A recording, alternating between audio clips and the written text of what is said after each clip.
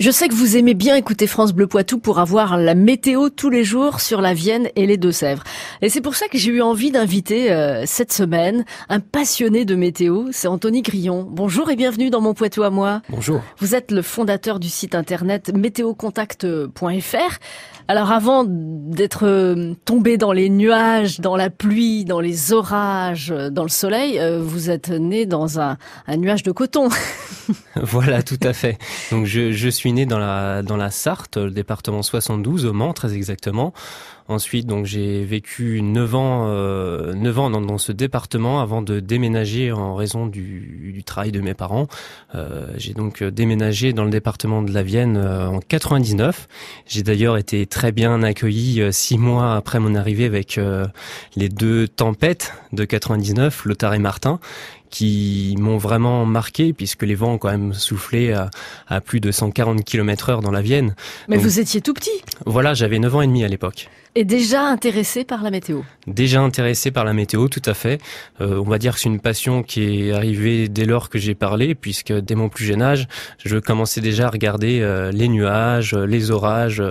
C'était flagrant dès lors que j'ai commencé à parler. Comment vous expliquez ça? Alors comment l'expliquer? Je ne sais pas d'où ça vient. C'est dans le sang, on va dire ça comme ça. Mais vos parents, ils vous ont transmis ce goût pour la météo ou pas du tout? Alors ils sont pas du tout dans la météo, donc c'est vraiment quelque chose qui était en moi dès le début. Vous préférez quand il fait beau ou quand il y a des phénomènes un petit peu plus extraordinaires? Alors très honnêtement, j'aime toutes les saisons. Chaque saison a son charme, je trouve.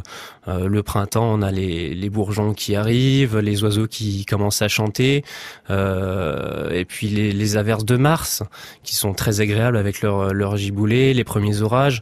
Ensuite vient le début de saison d'été, donc le mois de mai, juin. Alors là, on a vraiment les vrais orages qui arrivent avec les vraies situations orageuses. Après, on a l'été en général, le soleil, la chaleur. Ensuite vient l'automne, les feuilles qui tombent. Ça a un autre charme, beaucoup de couleurs également. L'hiver pour la neige, voilà. Décembre 99, vous nous en parliez il y a un instant, effectivement 2 tempêtes avec des noms formidables, Lothar et Martin. C'est de la poésie finalement, donner des noms à des tempêtes. Voilà, donc on a un certain nombre d'organismes et notamment allemands qui donnent les noms. Donc à chaque dépression, on a un nom, même les anticyclones. C'est pour bien se repérer sur une carte et finalement les inscrire. Est-ce que ça vous fait peur les tempêtes? Quand elles sont violentes, oui, on peut toujours craindre des dégâts, des victimes malheureusement. Après, une tempête, c'est naturel, faut le dire. Elles sont pas forcément plus nombreuses de nos jours.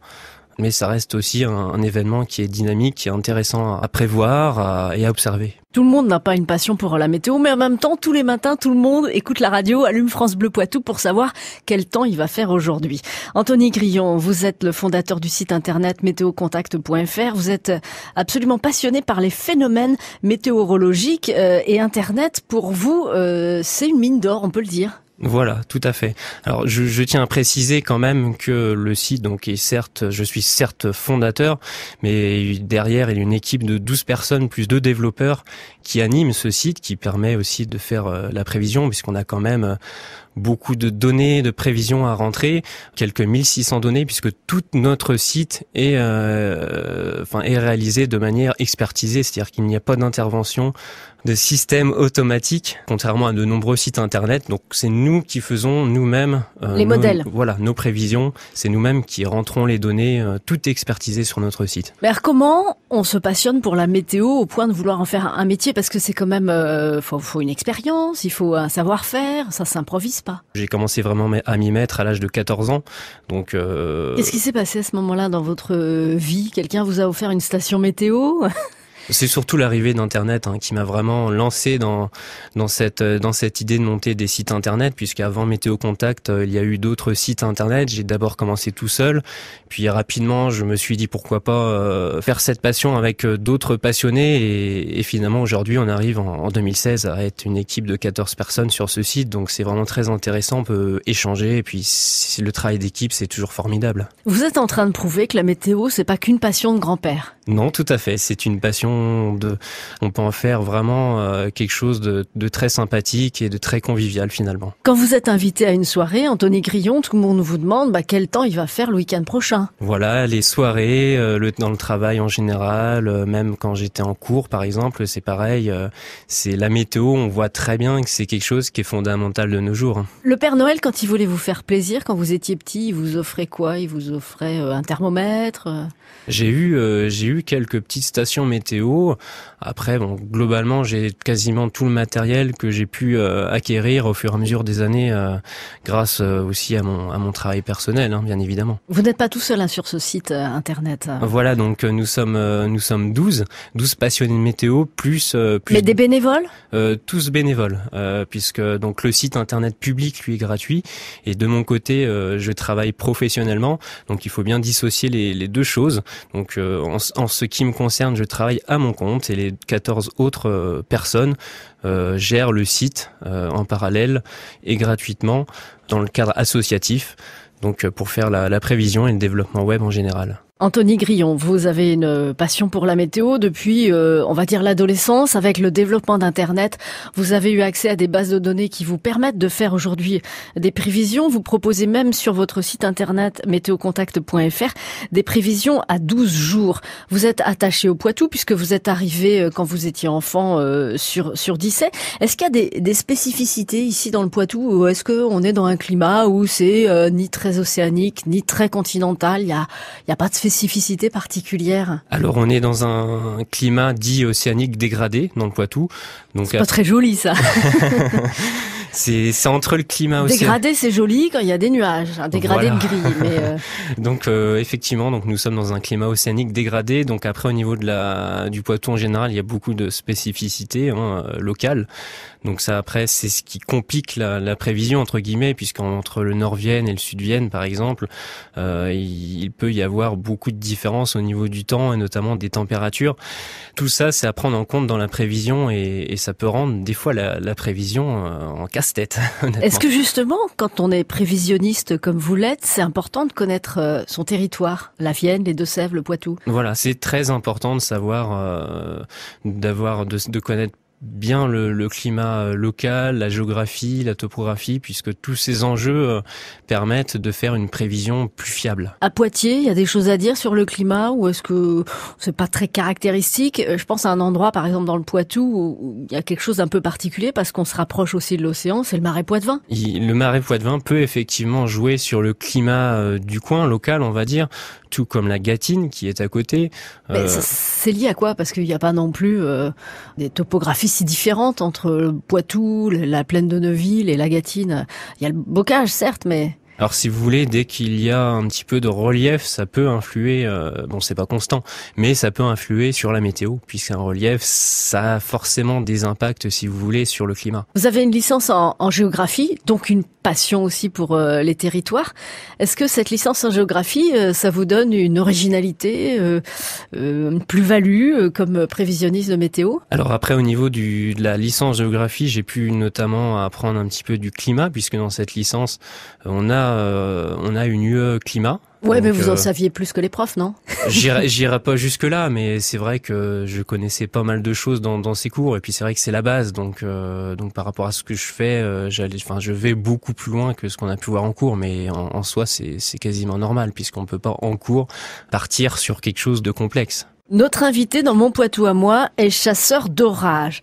Ça, c'est magnifique, Anthony Grillon, chasseur d'orage, sans armes. Sans armes, tout à fait, à part la voiture et l'appareil photo. C'est ça, mais est-ce que vous n'êtes pas un peu frustré dans le Poitou? Ça, une terre où il y a beaucoup d'orages? Ça dépend des années. L'année dernière, j'ai pas été spécialement satisfait de l'année. D'autres années, c'est tout à fait satisfaisant. Après, il faut savoir que je ne reste pas forcément dans le Poitou. Je peux être amené à bouger avec d'autres amis dans d'autres régions proches. Je vais pas non plus à 1000 km, mais c'est déjà arrivé qu'on fasse 300 km en une soirée.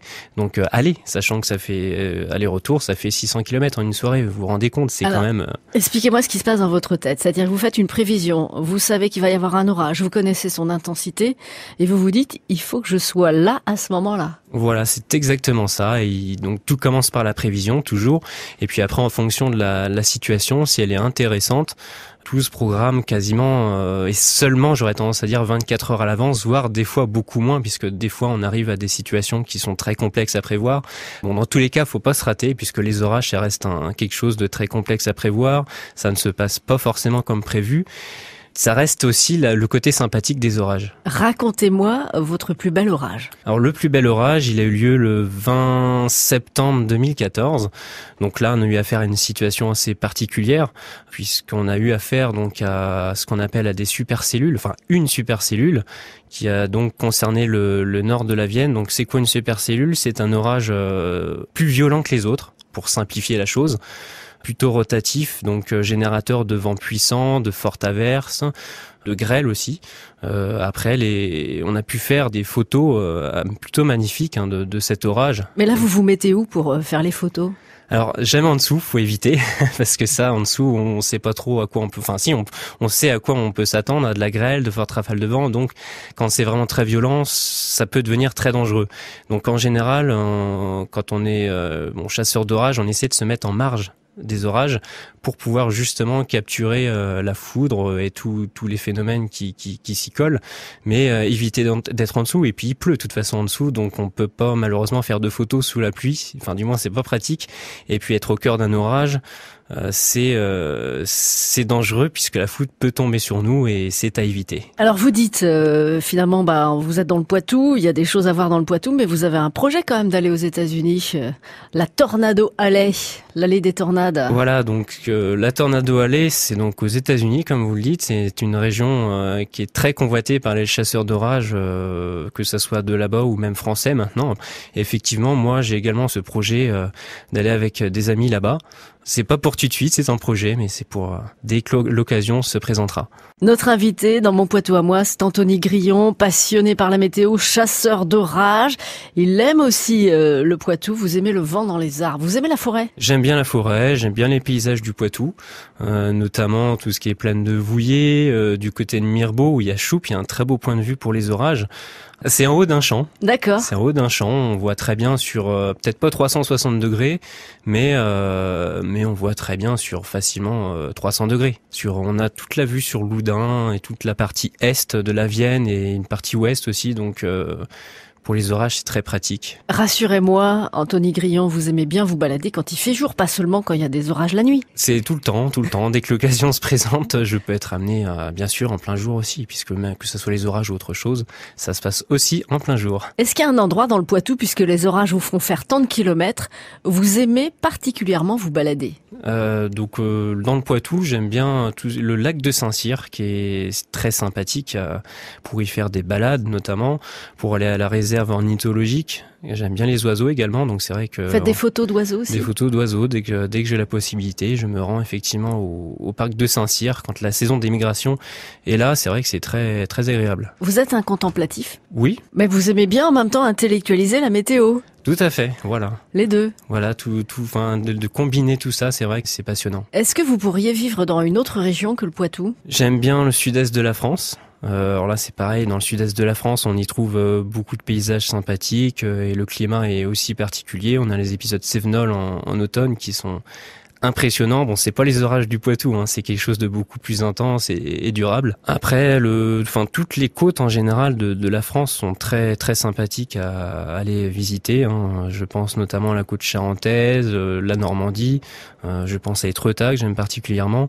Donc, vous voyez, c'est assez vaste. Les plaines centrales de la France également, c'est des coins très sympathiques. Donc, j'aime bien la France en général. Qu'est-ce qui fait que vous restez ici ? Le travail déjà. Le travail, puisque c'est vrai que j'ai débuté la météo ici et pour l'instant je continue la météo ici, donc c'est aussi pour ça que je suis amené à rester dans la Vienne. Est-ce que votre cœur bat un petit peu pour la Vienne aussi ? Si, quand même, ça fait maintenant 16 ans que je suis ici, donc Donc c'est pas rien, hein. C'est plus de la moitié de ma vie en général. Donc oui, parce que vous êtes jeune, Anthony, vous avez quel âge ? 26 ans. 26 ans, passionné par la météo, et on peut retrouver vos prévisions gratuites sur météocontact.fr.